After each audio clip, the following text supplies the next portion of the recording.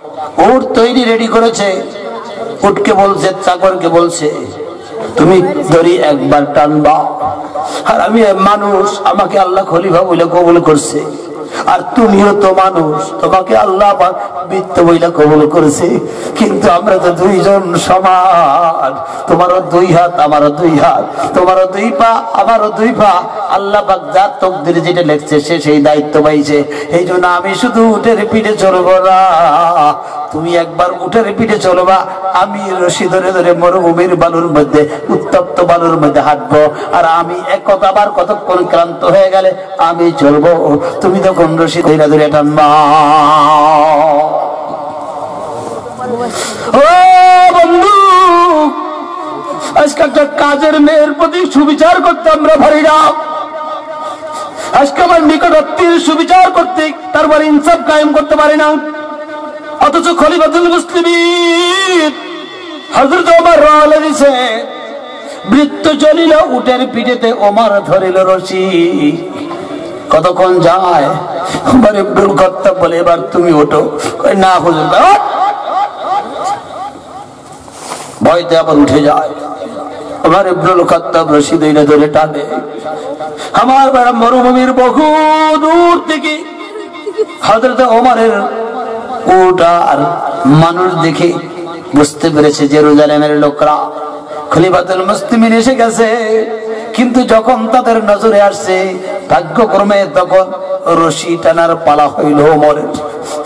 রশি ধরার পালা কার? ওমরের। আর উটের পিঠের সিরিয়াল কার? বৃত্ত আর চাকরের। এবার কাছাকাছি গিয়া যখন উটের রশি হযরত ওমর ইবনুল খাত্তাব টানতেছে, লোকেরা গিয়া বৃত্তের কাছে মোসাফা করে, আমিরুল মুমিনিন আসেন আসেন। বৃত্ত বলতেছে, আমি খলিফা না, আমি খলিফা না। ওই যে রশি ধরে ধরে টানতেছে, ওই হইল খলিফা, আমি খলিফা না। তাই তুমি উঠলে কেন? আমার খলিফা আমারে শাস্তি দিবে, এই জন্য ভয়তে উঠছি। খলিফার সাথে বেয়াদবি হয়েছে, কিন্তু তারপর উঠতে বাধ্য হয়েছি। আমি খলিফা না। আল্লাহর কসম, যেই লোকটা রশি ধরে টানে উনি হইলেন খলিফাতুল মুসলিমিন হযরত ওমর। চিৎকার মেরে বলুন সুবহানাল্লাহ। বৃত্ত চলিল উটের পিঠেতে, ওমর ধরিল রশি। মানুষের স্বর্গে তুলিয়া ধরিয়া ধুলোয় নমিল শশী। এই ফল কিসের? দিনকে বিজয়ী করার ফল।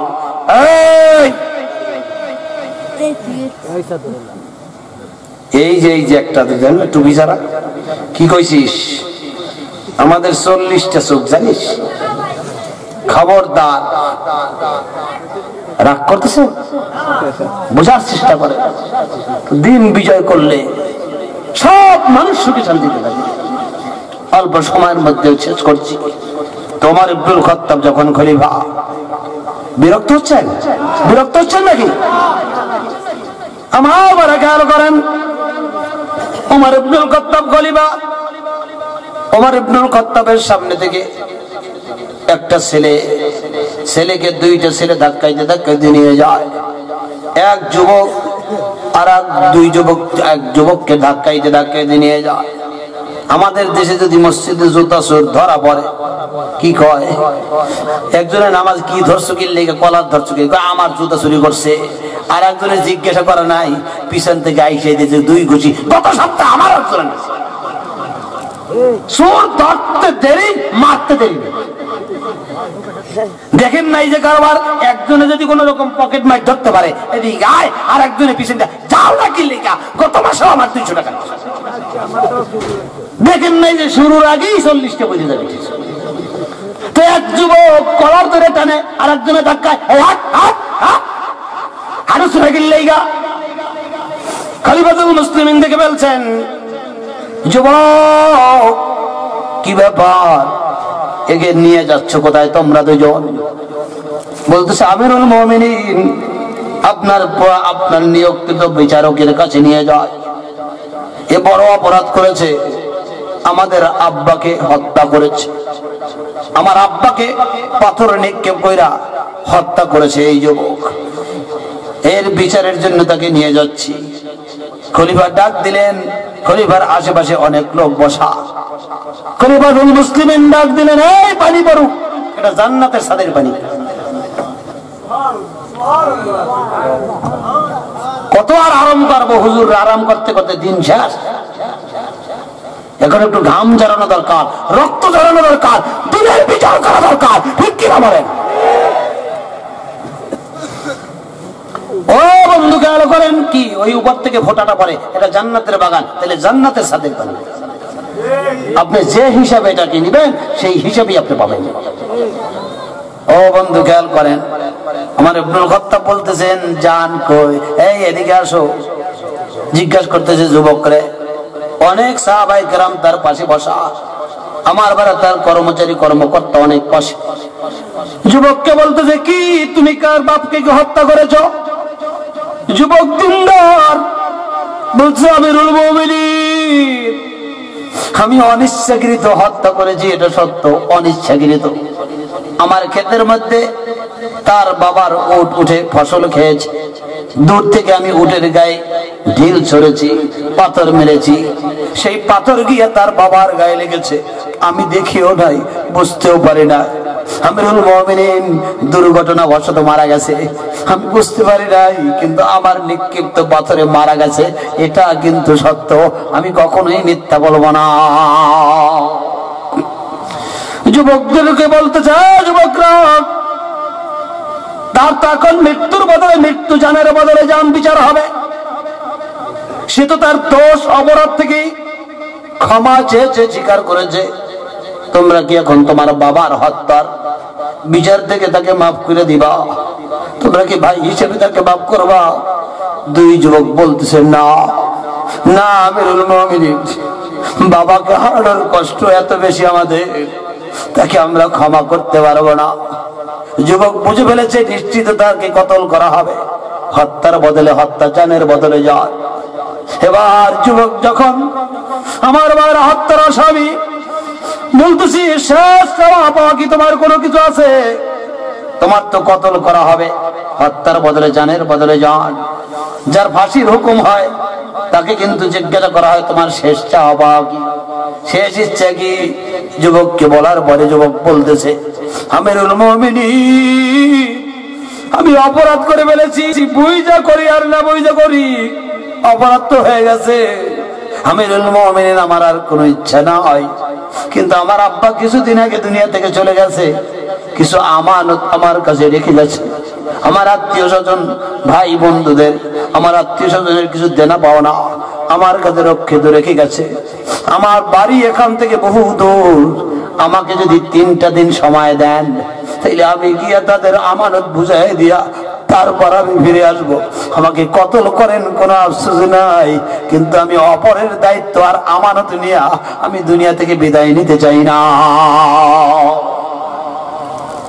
যুবক এই কথা বলার পরে আমিরুল মুমিনিন বললেন, নিয়ম অনুযায়ী সে যদি পালায়া যায়, এই জন্য কেউ কি তার জামিনদার হবেন? যুবক বলতেছে, আপনারা যদি কেউ ইচ্ছা করেন, আমার কথা বিশ্বাস করেন, তাইলে জামিনদার হতে পারে। এদিক সেদিক তাকাচ্ছে, একটা লোক তার জামিনদার হয় না। এখানে কথা বলা যাবে না, একটা লোক তার জামিনদার হয় না।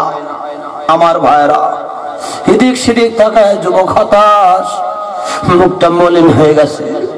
হঠাৎ কইরা আবু যর গিফারি রাদিয়াল্লাহু তাআলা পিছন থেকে হাত উঠে বলে, আমিরুল মুমিনিন, অন্য যদি কেউ নাজির রাজি না হয়, আমি এই যুবকের জন্য জামিনদার হয়ে গেলাম। আবু যর গিফারি রাজি হয়ে গেছেন। যুবক এবার সংক্ষেপ কথা ছুটি দিয়ে চলে গেছে। 3 দিন পর, ধরে এরকম একদিন জুমার পরে সময় দিয়েছে, তার প্রকাশ্যে বিচার হবে। তার জান, আমার ভাইরা, জানের বদলে জান, মানে কতলের নির্দেশ হবে, কার্যকারী হবে। আমার ভাইরা, এমনি সময় যেদিন বিচার হওয়ার কথা, সব মানুষগুলো ময়দানে হাজির হয়ে গেছে। মানুষ হাজার হাজার মানুষ আসছে তার বিচার দেখার জন্য। খলিফা ওমরের বিচার বড় কঠিন। এক নজরে দেখার জন্য আসছি, কিন্তু সব হাজির। জুমার পরে সময় হয়ে গেছে, মাত্র কিছু সময় বাকি, এখন পর্যন্ত যুবক ফিরে আসে না। সবাই বলতেছে আবু জাহল, কে বললো তোমার এই বোকামিটা করার জন্য? তোমার আমরা কত মহব্বত করি, যুবক ফিরে যদি না সেটা আমরাও চিন্তা করছিলাম, তুমি কেন এই জামিন হয়ে গেল রে আবু জাহল? আবু জাহল কোনো চিন্তা করে না, মুস্কি মুস্কি হাসে আর আল্লাহ শুকরিয়া আদায় করে, কারণ যার যেমন নিয়ত তাকে আল্লাহ তেমন ফল দেয়।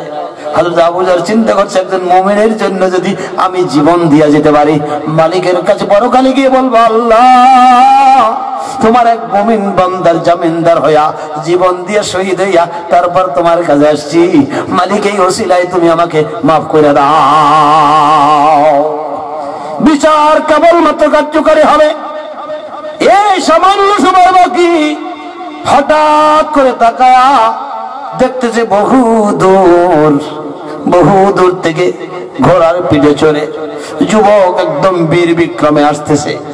লোকেরা বলতেছে, খলিফাতুল মুসলিমিন অপেক্ষা করে, ওই যে দেখা যায় বহু দূর থেকে যুবক আসতেছে। যুবক এসে সালাম দিয়ে এবার আমার ভাইরা নিজের বিচারের জন্য তৈরি হয়ে গেছে। খলিফাতুল মুসলিমিন আবার জিজ্ঞাসা করছে, কি যুবক, কি ব্যাপার যুবক, তুমি যে নিশ্চিত মৃত্যুর কথা জেনেও আবার ফিরে আসলে, কে তোমাকে ফিরে আনলো? তুমি তো পালাই গেলে, কেউ ধরতে পারতো না। যুবক বলতেছে,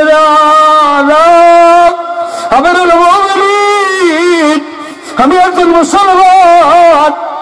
আগামী দিনের ইতিহাস পরে মানুষ যদি জানে একজন মুসলমান ফিরে আসার ওয়াদা দিয়া নিজের জীবন বাঁচানোর জন্য তারপর ইসলামের ইতিহাসকে কলঙ্কিত করেছে নবীর উম্মত হইয়া, তারপর ইসলামের ইতিহাসকে কলঙ্কিত কইরা নিজের জীবনের দাম দিছে বেশি, ইসলামের দাম বেশি দেয় না, তিনি ইসলামের দুর্নাম হবে, আমার নবীর উম্মতদের ইতিহাস কলঙ্কিত হবে। এই জন্য আমার প্রয়োজনে জীবন যাক, আমি ইসলামকে কলঙ্কিত হইতে দিতে পারি না, নবীর উম্মতের ইতিহাসকে কলঙ্কিত হইতে দিতে পারি না। এই জন্য ইসলামের মর্যাদা রক্ষার জন্য আমি ফিরে আসছি, অন্য কোনো কারণে ফিরে আমি আসি নাই। চিৎকার মেরে বলুন সুবহানাল্লাহ। মজলিসের লোকগুলা এই কথা শুনিল, সবার চোখ থেকে বাড়ি ঝরছে। এবার খলিফাতুল মুসলিমিন বলতেছে, ও আবু জাহল গিফারি, আপনি না বুঝা তাকে চিনেন না, জানেন না, কোন বিশ্বাসে আপনি তার জামিনদার হইলেন? হযরত আবু জাহল গিফারি বলে, আমিরুল মুমিনিন, আমি দেখতেছিলাম একজন মুসলমান তার কৃত অপরাধ স্বীকার করে সে তওবা করেছে, ক্ষমাও চেয়েছে, কিন্তু ক্ষমা পায় না। তারপরে সে একজনকে জামিনদার চেয়েছে। কোনদিন চতুর্দিকে তাকায় দেখলাম কেউ জামিন তার গ্রহণ করতেছে না। পরকালে আমার পরবর্তীকালে মানুষ ইতিহাস পড়ে যদি শোনে একজন মুসলমান তার অপরাধ থেকে ক্ষমা চাইছে, তারপরে তার জামিনদার হওয়ার জন্য আগাইয়া আসে নাই, তাহলে নবীর উম্মতের ইজ্জত থাকবে না, ইসলামের ইতিহাস কলঙ্কিত হবে। এই জন্য ইসলামকে জিন্দা রাখার জন্য, নবীর ইতিহাসকে কলঙ্ক মুক্ত করার জন্য, ইসলামকে দাম দেওয়ার জন্য, সবচেয়ে সবাই উপরে ইসলামকে বিজয়ী করার জন্য আমি আমার নিজের জীবনের দিকে তাকাই না, মুমিন আমার ভাইয়ের জন্য জামিনদার হয়ে গেছি। চিৎকার মেরে বলুন সুবহানাল্লাহ। লোকগুলো সব চোখে বাড়ি টলমল করতেছে। এবার খলিফাতুল মুসলিমিন বলতেছে, ও যুবক, দুই যুবককে বলতেছে, শুনলা তো, ইসলামকে জিন্দা রাখার জন্য একজন ফিরে আসছে, আর একজন ইসলামকে জিন্দা রাখার জন্য নিজে জামিনদার হয়ে গেছে। এবার তোমরা বলো, তাকে কি ফাঁসি দেব নাকি, তাকে কি কতল করবো নাকি? দুই যুবক চোখের বাড়ি ছেড়ে এবার এই যুবকরা তাইরা কয়, আমিরুল মুমিনিন, আমরা বুঝতে পেরেছি, আমরা যদি আজকে ক্ষমা না করি ইতিহাস লেখা হবে একজন অপরাধ ক্ষমা চেয়েছে, ভুল স্বীকার করে আর একজন দ্বীনের জন্য, নবীর ইজ্জত রক্ষার জন্য, তার জন্য জামিনদার হয়ে গেছে। এখন যদি আমরা ক্ষমা না করি, ইতিহাস পড়ে মানুষ জানবে সেই যুবককে দুই যুবক ক্ষমা করে না। তাইলে নবীর ইতিহাস কলঙ্কিত হবে, ইসলামের ইতিহাস, নবীর উম্মতের ইতিহাস কলঙ্কিত হবে। এই জন্য ইসলামকে সবচাইতে উপরে রাখার জন্য আমরা আমাদের ভুল বুঝতে পেরেছি, আমরা আমাকে বা ভাইকে আমাদের ভাই বলে কবুল কইরা তার সব অপরাধ আমরা ক্ষমা করে দিলাম। মুসলমান, এই জন্য কি আপনারা রাজি আছেন? যত যা কিছু পরীক্ষা হোক, ইসলামের জন্য সবচেয়ে ক্ষমার দৃষ্টি আর ত্যাগের দৃষ্টান্ত স্থাপন করব আমরা। আল্লাহু আকবার, আল্লাহু আকবার, আলহামদুলিল্লাহ। আল্লাহ তুমি সবাইকে কবুল করো, জোরে গান আমিন। বিরক্ত হইতেছেন নাকি? মন কার লাগিয়া কান্দ দিবা রাতি, ভেবে দেখো কেউ হবে না, ভেবে দেখো কেউ হবে না তোমার সঙ্গের সাথী। কার লাগিয়া কান্দ দিবা রাতি, আপন আপন বইলা যারে ভাবছো সারা খোট, আসলে যে কেউ নাই তারা, কেউ নাই রে আপন।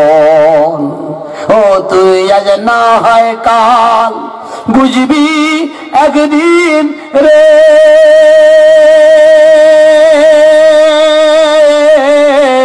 আজ না হয় কাল বুঝবি একদিন, নিভলে জীবন বাতি। কার লাগিয়া কান্দ দিবা রাতি। গজলটার পুরো অংশ শুনবেন নাকি? শুনবেন পুরো? আলহামদুলিল্লাহ। দেখেন যে জান্নাতীরা কেমন করে বসে আছে। আল্লাহ, দাঁড়ানো বন্ধুরা যদি বসতো তাইলে গজলটা পুরা শোনাইতে পারতাম। দাঁড়ানো লোক ডাকলে গজল আসে না, রাগ করেন না। তাহলে দিনকে সবার উপরে রাখবো। বৃক্ষ তোর নাম কি, ফলে পরিচয়। মুরব্বী যারা আছেন দুই একজন উঠে উঠুক। খবরদার জুয়ান একটাও, যারা মোবাইল ঠেলে ডায়াবেটিস বানাইছো, একটাও উঠবে না। মুরব্বীদের জন্য 20% ডিসকাউন্ট। আবার নড়াচড়া করে কোন জায়গায় কাপড় নষ্ট হয়ে যাবে, সমস্যা। কিন্তু যারা মোবাইল এরকম খালি ঠেলা ঠেলি কইরা ডায়াবেটিস বানাইছো, একটাও নড়াচড়া করবি না। খবর আমার খেয়াল ঘরে রাগ করতেছে কি, দেখেন না খালি ঠেলে রাস্তায়, গাড়ি এইছে দিক থেকে ওদিক দেয়, গাড়িতে হর্ন দেয়, ওর খবর নেই। ও বন্ধু খেয়াল করেন, বোঝার চেষ্টা করেন। সর্বশেষ কথা আমি গজল শোনাবো, একটু জিকির করেন জোরে জোরে। লা ইলাহা দিবা রাতি, ভেবে দেখো কেউ হবে না, ভেবে দেখো কেউ হবে না তোমার সঙ্গের সাথী। কার লাগিয়া কান্দ দিবা রাতি, মায়ার জালে বন্দি হইয়া বান্দা সুখের ঘর, পরকে লইয়া করছো বসত আপন কইরা পর। চিৎকার মেরে বলুন আপন কে, আর ধরে আপন কে। শুধু মাহফিলে না, সব জায়গায়। তাহলে জোরে গান, আল্লাহ আমার রব, ওই রবি আমার সব। জোরে, আল্লাহ আমার রব, ওই রবি আমার সব। আল্লাহ আমার রব, ওই রবি আমার সব। মায়ার জালে বন্দি হইয়া বান্দা সুখের ঘর, পরে কে লইয়া করছো বসত আপন কইরা পর। ও তোর কে বায়াপন অনন্তকাল রে,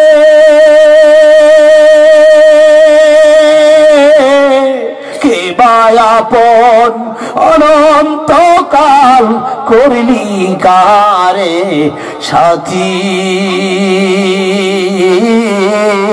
কার লাগিয়া কান্দ দিবা রাতি।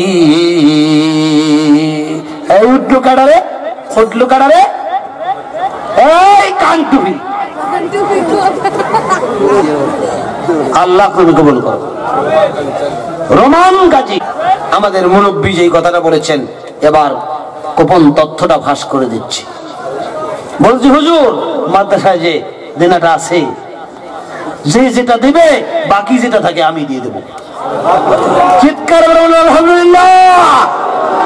এটা আমার কাছে কানে মুখে বলেছে। অনেকে কয় না কানে কানে মিথ্যা কথা, উনি মুখ দিয়ে বলেছে, আমি কান দিয়ে শুনেছি, তবে কানে মুখে বলেছে। আল্লাহ তুমি কবুল করো, রহমতের জন্য সবাইকে কবুল করো। আর কোন কথা আছে?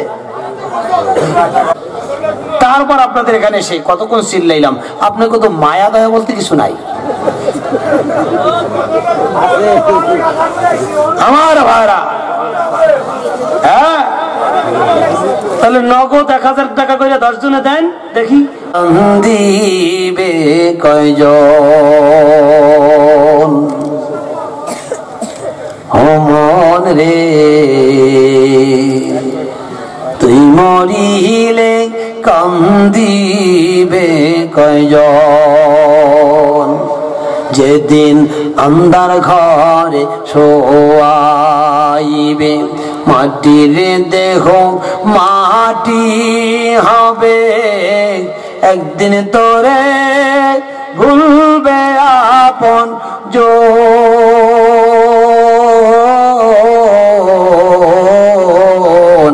তুই মরিলে কান্দিবে কয়জন, ও মন রে তুই মরিলে কান্দিবে কয়জন।